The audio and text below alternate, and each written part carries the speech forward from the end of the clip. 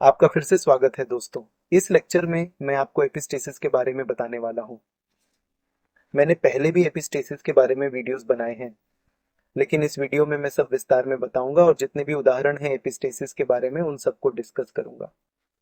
और हम इस वीडियो में एपिस्टेसिस के अलग अलग रेशियो के बारे में भी बात करेंगे। तो चलिए अब हम इसके बारे में बात करते हैं। पहले बात करते हैं एपिस्टेसिस क्या होता है।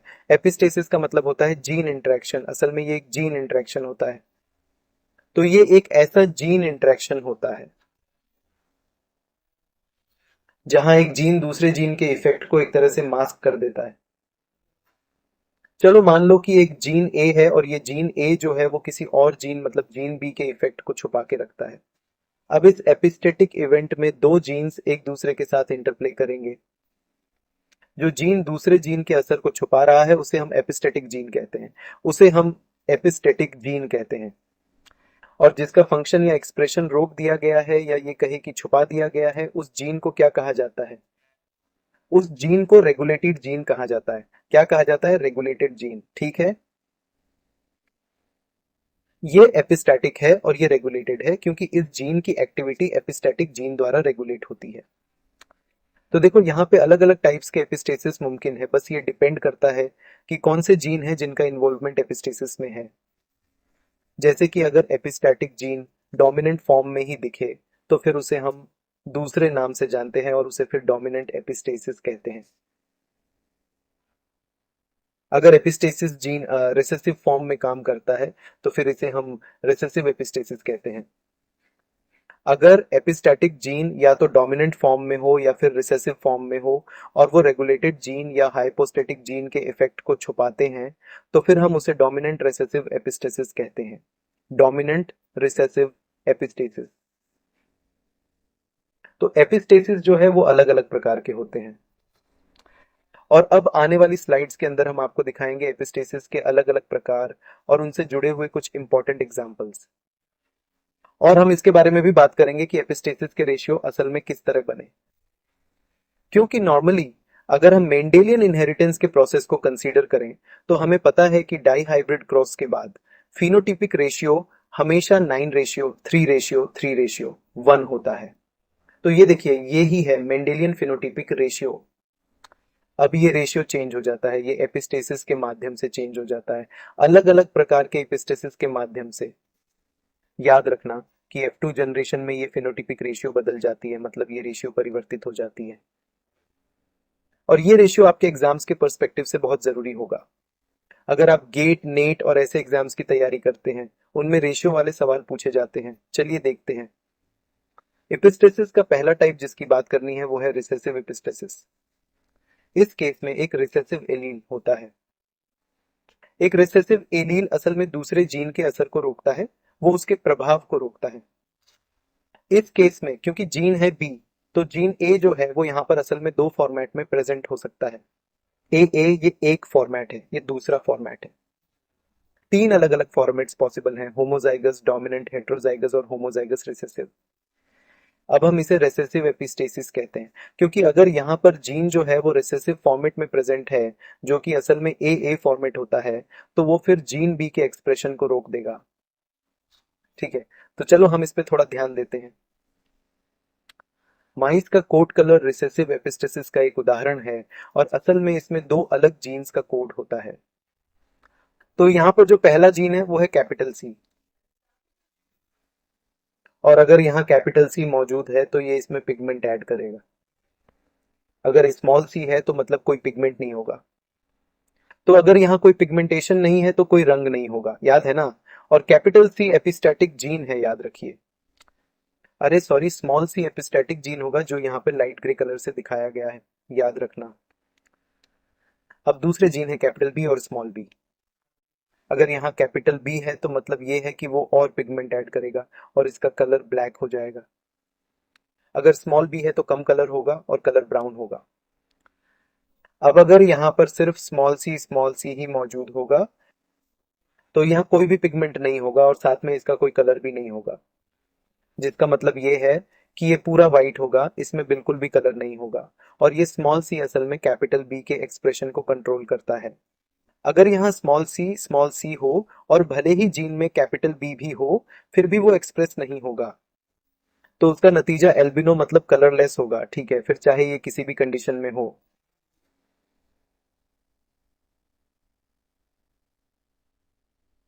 अब जरा ध्यान से यहाँ देखिए, यहाँ तीन अलग अलग फॉर्मेट्स हैं, जिसमें से एक है कैपिटल बी कैपिटल सी।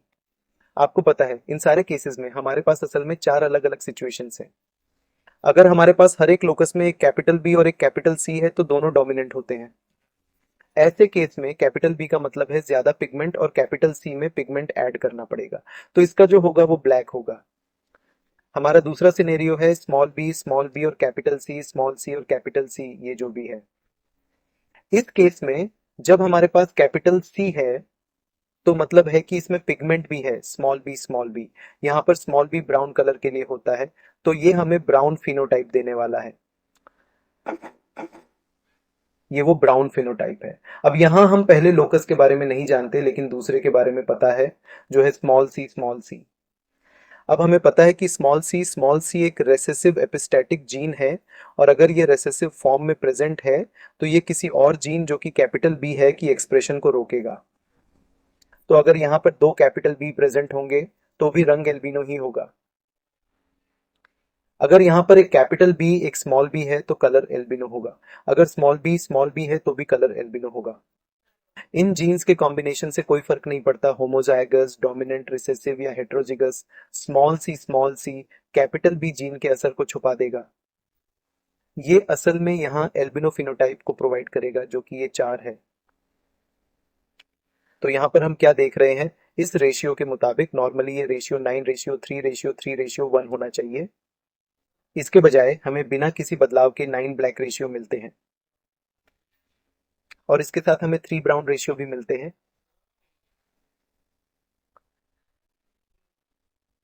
और हमें 4 व्हाइट या एल्बिनो भी मिलते हैं। देखिए, ये रिसेसिव एपिस्टेसिस का रेशियो होगा 9:3:4।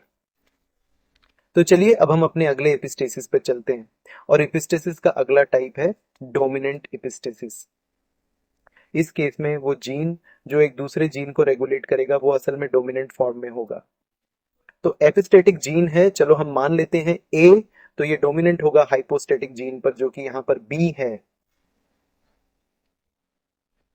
ठीक है, पहले वाले केस में हमने ये देखा कि एपिस्टेटिक जीन रेसेसिव फॉर्म में था, अब देख रहे हैं कि वो डोमिनेंट फॉर्म में है। तो इस इफेक्ट का एक अच्छा उदाहरण जो है वो है स्क्वॉश कलर, और ये स्क्वॉश के फलों का कलर है, ये देखिए।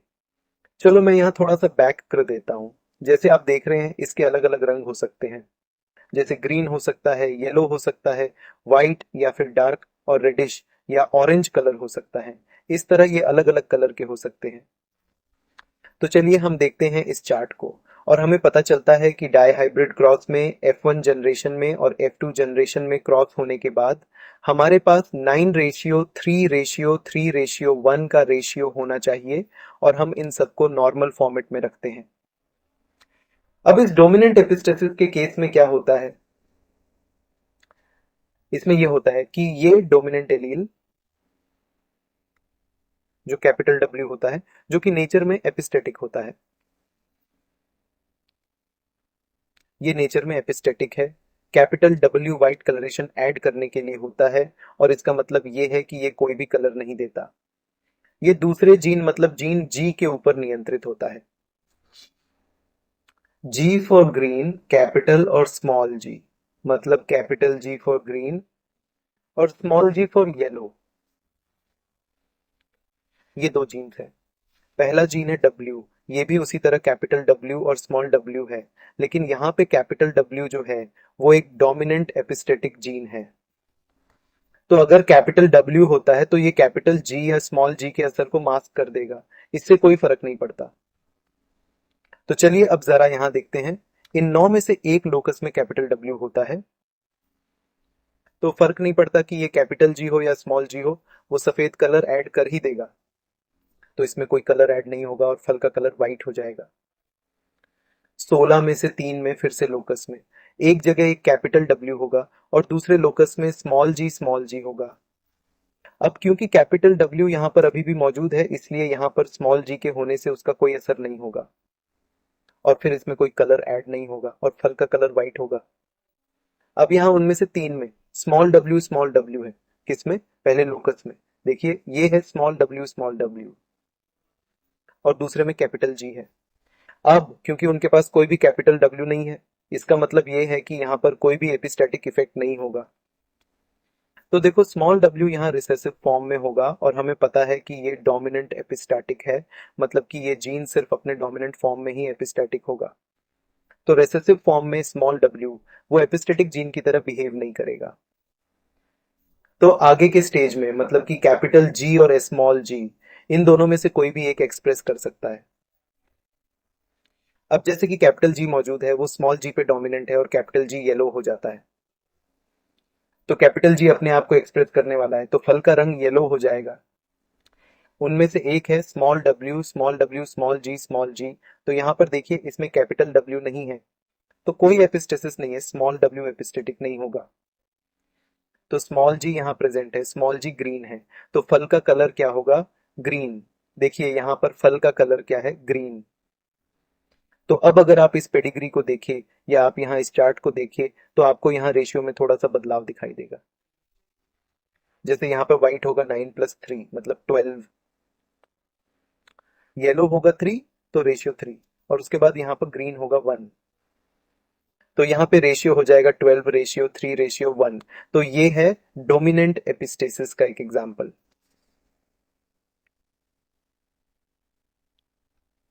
चलो अब हम तीसरे टाइप के एपिस्टेटिक इवेंट पे चलते हैं। इसे डुप्लीकेट डोमिनेंट एपिस्टेसिस कहते हैं। अब भला इसे डुप्लीकेट क्यों कहते हैं? क्योंकि ये डोमिनेंट एपिस्टेसिस का एक ऐसा टाइप है जहां पे दो अलग जीन्स होते हैं और वो एपिस्टेटिक जीन की तरह बर्ताव करते हैं। तो चलिए हम इस सिनारियो पे नजर डालते हैं। यह है गेहूं के दानों के कलर का एक उदाहरण। गेहूं के दानों में जो व्हाइट कलर देखने को मिलता है, वो व्हाइट कलर नॉर्मली दो जीन, जीन ए और जीन बी की प्रेजेंस के कारण होता है। क्योंकि जीन ए और जीन बी प्रोटीन देते हैं, प्रोटीन प्रोड्यूस करते हैं। Gene A enzyme A produce करता है, gene B enzyme B produce करता है। तो गेहूं के इन दानों के कलर में एक्सप्रेशन करते हुए हमारे पास दो ऑप्शंस हैं, या तो जीन ए का एक्सप्रेशन या फिर जीन बी का एक्सप्रेशन। अगर जीन ए एक्सप्रेस करे तो वो प्रीकर्सर को प्रोडक्ट में बदल देगा। अगर जीन बी एंजाइम बी में बदलता है तो वो भी प्रीकर्सर को प्रोडक्ट में बदल सकता है। तो हमें दोनों की जरूरत नहीं होती है। हमें या तो जीन ए की जरूरत है या फिर हमें जीन बी के एक्सप्रेशन की जरूरत है, जिससे हमें एंड में फेनोटाइप मिल जाता है। ठीक है, इसलिए इसको डुप्लीकेट डोमिनेंट कहते हैं, क्योंकि इसमें जो दो जीन्स है वो दोनों ही डोमिनेंट एपिस्टेसिस की तरह काम कर सकते हैं। अब या तो ये जीन ए हो सकता है या जीन बी, तो यहाँ दोनों में से कोई भी हो सकता है। इसलिए चलिए हम जीनोटाइप को फिर से देखते हैं। तो यहाँ पर जो डिहाइब्रिड क्रॉस का आइडिया है, देखिए, तो यहाँ पर इन दोनों लोकस के अंदर ही 9 कैपिटल ए और कैपिटल बी होंगे, तो एक दोनों लोकस में डोमिनेट होगा और उसके 9 नतीजे होंगे। अब इस केस में जब दोनों जीन ए और जीन बी मौजूद है, तो हमें पता चलता है कि इन दोनों जीन से प्रीकर्सर को किसी रंग में बदला जा सकता है। तो यहाँ पर दो मौजूद हैं, तो जाहिर सी बात है कि हमें कलर मिलने वाला है। तो यहाँ कलर कर्नल्स जनरेट होंगे। तीन में से एक लोकस में कैपिटल ए होता है और दूसरे में स्मॉल बी होता है। तो कैपिटल बी यहाँ पे कलर ऐड करने के लिए प्रेजेंट नहीं है, लेकिन कैपिटल ए है जो कलर ऐड करने के काबिल है। तो हमारे पास यहाँ कलर्ड कर्नल है। अब इसमें तीन में स्मॉल ए है एक लोकस में, और दूसरे लोकस में हमारे पास कैपिटल बी है। तो जैसे हमारे पास कैपिटल बी है, तो ये कलर ऐड करने के लिए काफी है, भले ही कैपिटल ए यहाँ मौजूद नहीं है। तो फिर से कलर्ड कर्नल्स मतलब दाने मिल जाते हैं। तो ज्यादातर कलर हो जाएंगे क्योंकि हमें सिर्फ इनके बीच में एक जीन चाहिए होता है। और आखिर में हमारे पास स्मॉल बी है, जो कि यहाँ 16 में से एक है। और इस केस में इनके पास ना तो ए है और ना बी है। तो एंड में ये प्लांट मतलब इस केस में ये जो ऑर्गेनिज्म है, इसमें किसी भी तरह का कलर चेंज हमें देखने को नहीं मिलेगा। ठीक है, तो यहाँ बिना कलर के दाने पैदा होंगे 16 में से सिर्फ एक बार। इसका रेशियो होगा 9 कलरलेस, और अगर हम यहाँ कलरलेस को भी ऐड कर देंगे तो ये हो जाएगा 15। सॉरी, अगर आप कलर्ड गेहूं के दानों को जोड़ेंगे तो वो 15 होगा और कलरलेस गेहूं के दाने होंगे 1। तो यहाँ इसका रेशियो होगा 15:1। तो ये आइडिया जो है, जो आपने यहाँ पे देखा, जिसे हम डिस्कस कर रहे थे, वो ही एक तरह से डुप्लीकेट डोमिनेंट एपिस्टेसिस का आइडिया है, जैसा आप देख रहे हैं 15:1। चलिए अब हम चौथी तरह के एपिस्टेटिक इवेंट की बात करते हैं, जिसे हम डुप्लीकेट रिसेसिव एपिस्टेसिस कहते हैं। तो हमने डुप्लीकेट डोमिनेंट देखा, अब हम देखेंगे, हमने अभी डुप्लीकेट डोमिनेंट को देखा और अब हम देखेंगे डुप्लीकेट रिसेसिव एपिस्टेसिस। और इस डुप्लीकेट रिसेसिव एपिस्टेसिस में भी लगभग वैसा ही होता है, पर यहाँ दो जीन होती है जो एपिस्टैटिक जीन की तरह एक्ट कर सकती है। लेकिन इस केस में हम देखेंगे कि यहाँ दोनों जीन्स की जरूरत पड़ती है। तो अब यहाँ हम जीन ए और जीन बी का उदाहरण लेते हैं, क्योंकि हमें दोनों की जरूरत पड़ती है। तो जीन ए और जीन बी, डुप्लीकेट डोमिनेंट में हमें जीन ए या जीन बी की जरूरत पड़ती थी। दोनों में से कोई भी इस इफेक्ट को कर सकता था, पर यहाँ हमें इफेक्ट देखने के लिए दोनों चाहिए। चलो मान लो कि यहाँ प्रीकर्सर है। अब हम यहाँ पर बात कर रहे हैं फिर से कलरेशन और एंथोसाइनिन के प्रोडक्शन के बारे में। एक एग्जाम्पल के तौर पर चलो हम अब मान लेते हैं मुझे इस प्रीकर्सर से क्रोमोजेनिक कंपाउंड एंथोसाइनिन को प्रोड्यूस करना है। इस रिएक्शन का पहला स्टेज एंजाइम सी से संभव होता है, जो जीन सी से बनता है, जो हमें एक इंटरमीडिएट मतलब माध्यम प्रदान करता है। दूसरा हिस्सा भी एंजाइम पी के साथ है, जो जीन पी द्वारा एनकोड किया गया है, जो अंत तक इस इंटरमीडिएट को एंथोसाइनिन में कन्वर्ट करता है। एंथोसाइनिन की प्रोडक्शन के लिए हमें दोनों जीन, मतलब जीन सी और जीन पी की जरूरत होती है, ठीक है। तो अगर यहाँ पर सिर्फ जीन सी प्रेजेंट है तो फिर हमें एंथोसाइनिन नहीं मिलेगा, और अगर सिर्फ जीन पी है या फिर एंजाइम पी है तो भी एंथोसाइनिन नहीं मिलेगा। तो इस प्रोडक्ट को पाने के लिए हमारे पास ये दोनों होने चाहिए। अब हम प्यूनिट स्क्वायर और वो आइडिया देखते हैं। यहाँ पर आपको F1 जनरेशन के क्रॉस होने के बाद में उनमें से 9 दिखते हैं। इन 9 के किसी एक लोकस में डोमिनेंट अलील होता है, जैसे कि C और P, कैपिटल C और कैपिटल P। मतलब कि हमें वहां पर कैपिटल सी और कैपिटल पी ये दोनों ही जीन्स मिल जाते हैं, और इस वजह से वो एक्सप्रेस हो जाएंगे और फिर हम एंथोसाइनिन बना सकते हैं। तो हमें एंथोसाइनिन मिल जाता है और फ्लावर्स को कलर मिल जाता है। तो अब यहाँ पे देखिए कि अब 9 फ्लावर्स को कलर मिल जाएगा। अब चलिए देखते हैं 16 में से 3, एक लोकस में सिर्फ कैपिटल सी है और दूसरे लोकस में हमारे पास देखिए स्मॉल पी है।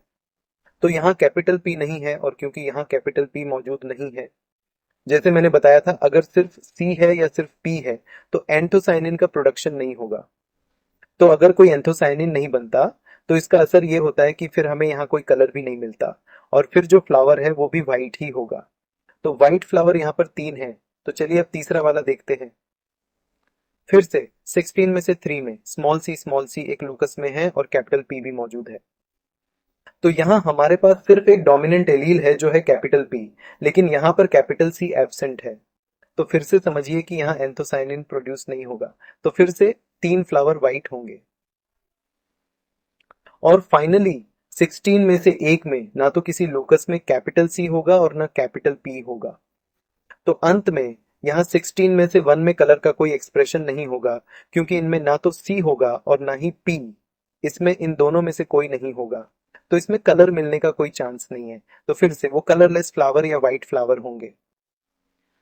तो अगर हम इस रेशियो को ऐड कर दें तो ये 9:7 हो जाएगा। और यही होता है हमारे डुप्लीकेट रिसेसिव एपिस्टेसिस का रेशियो। हमारे पास ये है 9:7।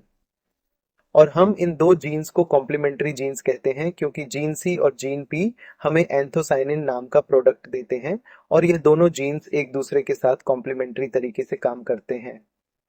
तो अगर यहाँ सी या पी दोनों ही मौजूद नहीं है तो फिर हमें यहाँ पर कलर नहीं मिल पाएगा।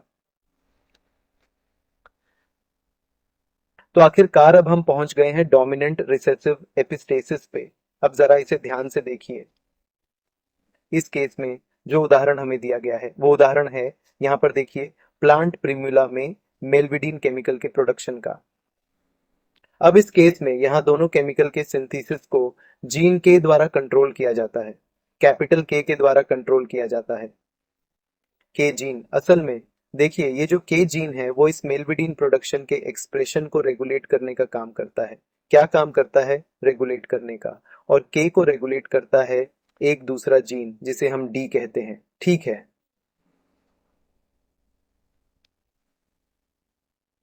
तो देखो अब यहाँ क्या होता है, यहाँ होता यह है कि अगर यहाँ डोमिनेंट डी जीन मौजूद हो तो उसका इफेक्ट दिखाई नहीं देता।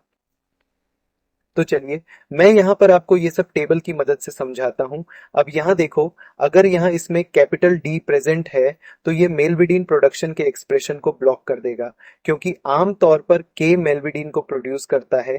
के को कैपिटल डी के द्वारा रेगुलेट किया जाता है या फिर रोका जाता है। तो ये के एक्सप्रेशन को ब्लॉक कर रहा है।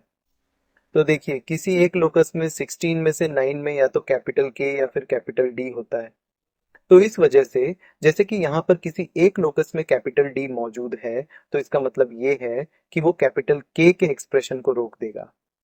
वैसे तो कैपिटल के को मेलविडिन प्रोड्यूस करना चाहिए, पर कैपिटल डी जीन के होने की वजह से कैपिटल के को इसकी परमिशन नहीं मिलती, इसीलिए मेलविडीन का प्रोडक्शन नहीं होगा। इसीलिए नो मेलविडीन और मेलविडीन। ठीक है। अब आप जरा ये रेशियो देखिए, तो उनमें से 9 में कोई भी मेलविडीन प्रोडक्शन नहीं होगा। तीनों में एक स्पॉट पे देखिए कैपिटल के है और एक में स्मॉल डी है। तो जैसे आप देख सकते हैं कि यहाँ कैपिटल डी मौजूद नहीं है और ये स्मॉल डी यहाँ हमारे कैपिटल के एक्सप्रेशन को नहीं रोकेंगे, तो कैपिटल के इसे आसानी से एक्सप्रेस कर पाएगा, तो मेलविडिन प्रोड्यूस हो सकती है। तो यहाँ पे अब तीनों के तीनों मेलविडिन प्रोड्यूस कर रहे हैं। अब यहाँ स्मॉल के एक लोकस में है और दूसरा है कैपिटल डी, और ये वाला कैपिटल डी या फिर स्मॉल डी भी हो सकता है। तो अब क्योंकि यहाँ पर कैपिटल डी प्रेजेंट है, इसलिए ये के इफेक्ट को मास्क कर देगा। लेकिन देखिए यहाँ कैपिटल के भी प्रेजेंट नहीं है, इसलिए यहाँ मेलविडिन प्रोडक्शन का कोई चांस नहीं है। तो यहाँ इन तीनों में से कोई भी मेलविडिन प्रोड्यूस नहीं करेगा। और अब आखिर में जरा ये देखिए, यहाँ नीचे बिल्कुल आखिरी वाला स्मॉल डी, और ध्यान दीजिए कि यहाँ 16 में से सिर्फ एक में ऐसा कॉम्बिनेशन होता है। तो इस केस में कैपिटल डी प्रेजेंट नहीं होता है और कैपिटल के भी यहाँ मौजूद नहीं है। तो फिर से यहाँ पर मेलविडिन प्रोडक्शन का कोई चांस नहीं है, क्योंकि कैपिटल डी तो पहले से ही मौजूद नहीं है, इसलिए प्रोडक्शन को रोकने वाला भी कोई नहीं है। पर मेलविडिन प्रोड्यूस करने के लिए कैपिटल के की जरूरत पड़ेगी, पर के की रेसेसिव फॉर्म मेलविडिन को प्रोड्यूस करने में मदद नहीं करेगी, तो फिर से मेलविडिन प्रोड्यूस नहीं होगा। तो यहाँ कोई भी मेलविडिन प्रोड्यूस नहीं होगा। तो देखिए हमें यहाँ क्या मिलेगा। अब यहाँ रेशियो क्या होगा? अब यहाँ रेशियो होगा 12:4।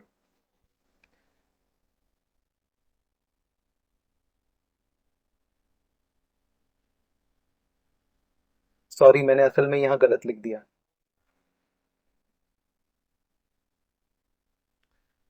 तो यहाँ पर कोई भी मेलविडीन प्रोड्यूस नहीं होगा, सॉरी। ठीक है, तो आप समझ गए। तो यहाँ कोई मेलविडीन प्रोड्यूस नहीं होगा। तो चलो यहाँ +1 कर देते हैं और अब हमें रेशियो मिलता है 13:3। 13 यहाँ पर बिल्कुल भी मेलविडीन नहीं बनाते हैं, सिर्फ 3 ही मेलविडीन बनाते हैं, और वो 3 जो मेलविडीन बनाते हैं, अगर आप यहाँ देखें तो उनके पास उनका एक एलील सेक्शन है। एक लोकस में के का कैपिटल फॉर्म होता है और दूसरे लोकस में रेसेसिव फॉर्म होता है। तो देखिए ये वो सिनेरियो है जब एपिस्टैटिक जीन का ये डोमिनेंट वाला फॉर्म जो आप यहाँ पर देख रहे हैं, ये वहां पर दूसरे जीन के एक्सप्रेशन को प्रिवेंट करेगा और उस जीन का रेसेसिव फॉर्म इफेक्ट प्रोड्यूस करने में मदद करेगा। तो ये डोमिनेंट रिसेसिव एपिस्टेसिस का आइडिया है और इसका रेशियो होगा 13:3। देखो तो ये है एपिस्टेसिस के डिफरेंसेस और अलग अलग तरह के एपिस्टेसिस। और एपिस्टेसिस जो है वो जीन जीन इंटरेक्शन का एक मुख्य उदाहरण है। ठीक है, जिसे ग्रेगर मेंडल भी ढूंढने में पहले नाकाम रहे थे, लेकिन फिर बाद में हमने ये देखा कि जीन्स अपने एक्सप्रेसिविटी के लिए इंटरेक्ट करते हैं, और ये जीन जीन इंटरेक्शन का खूबसूरत उदाहरण है। उम्मीद है इस ट्यूटोरियल से आपको मदद मिली हो। अगर आपको ये वीडियो अच्छी लगे तो इसे लाइक करें और दोस्तों के साथ शेयर करें, और ऐसी और वीडियोस के लिए चैनल सब्सक्राइब करें। धन्यवाद।